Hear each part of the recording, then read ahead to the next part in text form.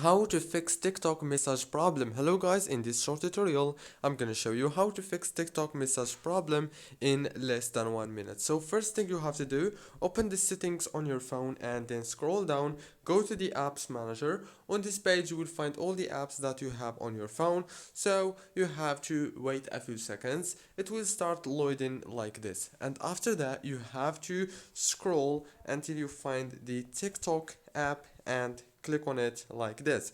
After that you have to choose the force stop option right here, and then go back to the settings and click on the wireless add networks, and then enable the airplane mode, and you have to wait 10 seconds and disable it like this, and do the same thing with the Wi-Fi right here. Just disable it and wait 10 seconds and enable it again.